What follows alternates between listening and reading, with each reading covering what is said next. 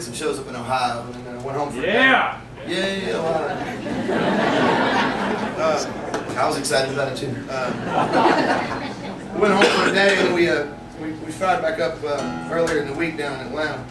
And my friend and harmonica tech Jordan that we talked about earlier was unable to make the Atlanta show. So another friend of mine came down, a friend of Jordan's, and helped out that night. And then I put him on a bus with my brother, and they went back to Nashville, and I drove to the next gig down in North Carolina just by myself. It was, as you exit the building, you'll see a lovely 2002 Chateau 4 Winds RV parked out front, and that is for sale. It's a base price of $15,000. It comes with a band delivery to your house at concert. Well, you autograph the front. I'll autograph. And if you think that this is a joke, the package is available to merch table. We'll talk about it after the show. But I get back to say, so I drove by myself in the Chateau 4 Winds RV out of Atlanta, and I don't get to spend much time anymore by myself. I get to either spend all of my time in that Chateau 4 Winds RV with 4 other dudes that act like children, or I spend all of the time at home in my car with people that actually are children. It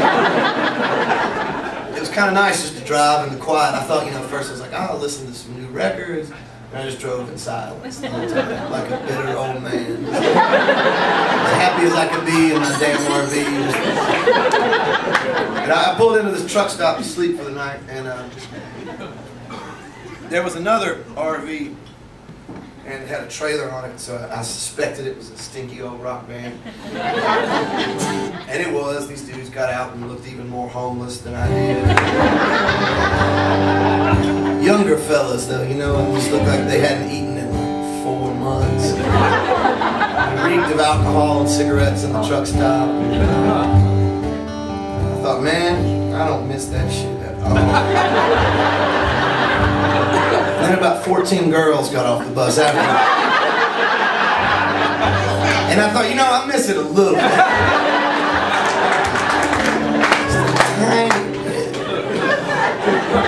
I tried to convince my wife that, that sounds like it's going in a different direction.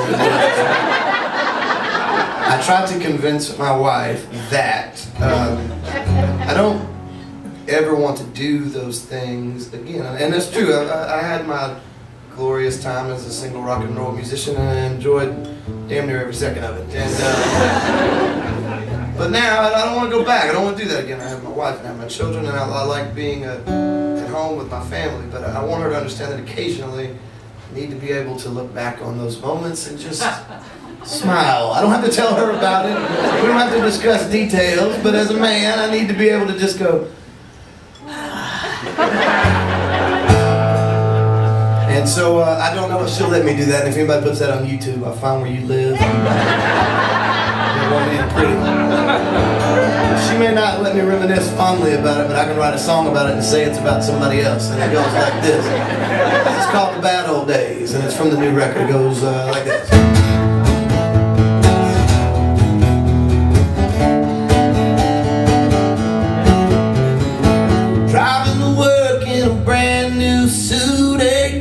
Cup of coffee, $100 shoes, wife, 2 kids, big house, no worries, man, I'm doing alright. See a kid on the corner with a girl on each arm, nothing in his pockets, but he's turning on the charm. Bloodshot eyes and last night's clothes, he stumbles in a cab, it's like looking at my ghost.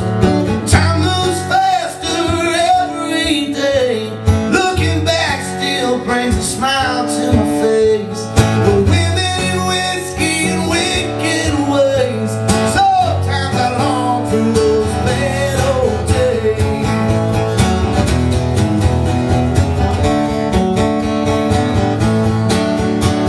Get home from work, then it's dinner and wine. Put the kids down to bed, shut it down by 9. Try to make my wife laugh, maybe I'll get lucky.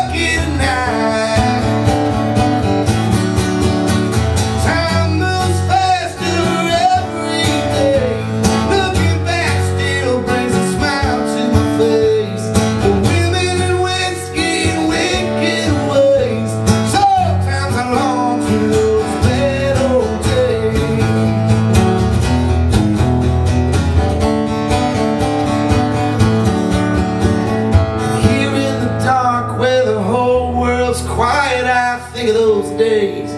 If you had it, I'd try it. Even if they could sell it now, I wouldn't buy it. I wouldn't change one thing.